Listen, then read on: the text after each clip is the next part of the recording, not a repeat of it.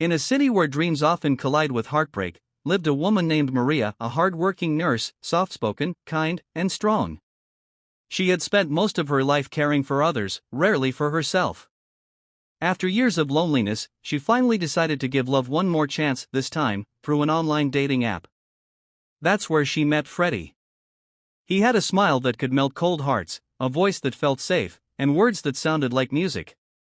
Freddy said he was a businessman who traveled often, investing in construction projects across the country. He told her he admired women who worked hard, women with empathy, women like her. At first, Maria hesitated. Online love wasn't her thing. But Freddy was patient. Every night, he called her. Every morning, he texted, "Good morning, my queen." Days turned into weeks, and Maria's walls slowly came down. Freddy told her he had lost his parents young. He spoke about pain, about loneliness, the kind Maria understood too well. Soon, she began to think maybe, just maybe, this was God's way of giving her another chance at love. But the truth was waiting, quiet, sharp, and patient. Freddy began showing her his business ventures. He sent her pictures of luxury cars, a mansion, even screenshots of his online bank account, full of zeros. Maria didn't ask for proof. She trusted him. She had fallen in love, not just with his words, but with the dream of finally being seen, appreciated, loved. Then came the first test. Freddy told her he was in Los Angeles for a project, and that one of his workers had an accident. He said he covered the hospital bills himself, but it drained his account temporarily. Maria worried. He sounded sincere. So she asked, "Do you need anything?" He said no, then paused. "I hate to ask this, Maria. But I'll pay you back the moment my account is unlocked." He needed $2,000. It wasn't much compared to what she earned, but it was a sacrifice. Still, she sent it. Because love, when blind, feels like trust. Weeks later, that was Freddy just told Maria he was hospitalized. He claimed stress had triggered a heart condition. He sent her photos, him on a hospital bed, for attached, monitors beeping in the background. Her heart broke. She prayed for him, stayed up late talking to him, comforting him through the phone.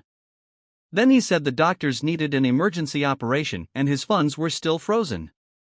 She wired $7,000 more. Freddy promised to repay everything once he got out. But soon, his messages became fewer, shorter, colder.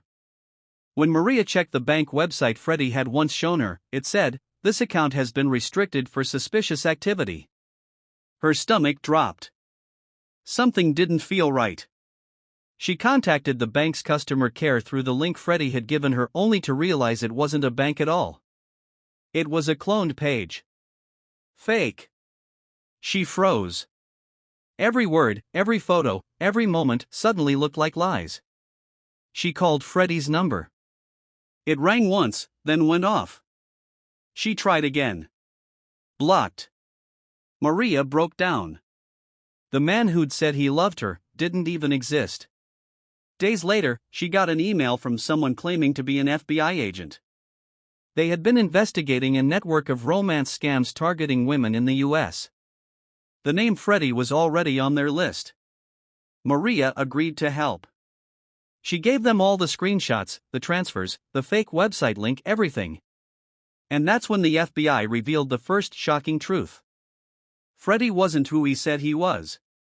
His real name, still hidden for the ongoing case, was traced to Nigeria.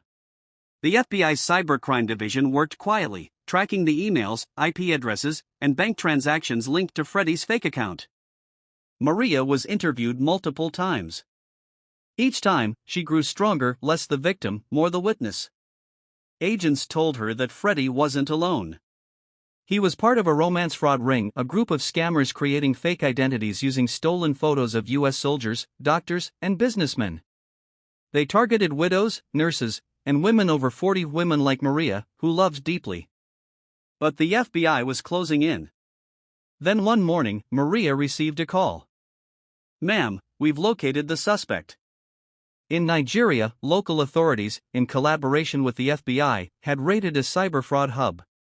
They found laptops filled with pictures, one of them, Freddy's smiling face. Except it wasn't Freddy. It was a photo stolen from an innocent man, a real businessman who had no idea his identity was being used. The real scammer was a 28-year-old university dropout who lived in Lagos, pretending to be an American millionaire. Maria listened in silence as the FBI explained everything.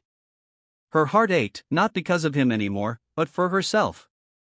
For the woman who only wanted to be loved. Maria's story spread across the internet. News outlets called her brave. Others called her naive. But Maria knew better, she was simply human. The scammer was extradited and faced federal charges for wire fraud and identity theft. And for the first time in months, Maria slept peacefully. Justice, slow, painful, but real, had come. Months later, she stood at her window, coffee in hand, watching the sunrise. Her life was quieter now. She had deleted the dating apps, closed her old bank account, and joined an online group helping others recover from romance scams. Sometimes she still thought about Freddy, not with anger, but with wisdom. Because even though she lost thousands of dollars, she gained something money couldn't buy: strength. And one evening, she recorded a message for other women.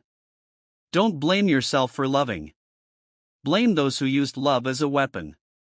But promise me you'll never stop believing that there's still good out there. The FBI later sent her a letter thanking her for her cooperation. Attached was a statement: the scammer had been sentenced. Maria smiled. This time, not because of a man, but because she'd finally taken her power back. And as she walked away from the past, she whispered, "After all the money I paid for him to get better, I finally got better myself."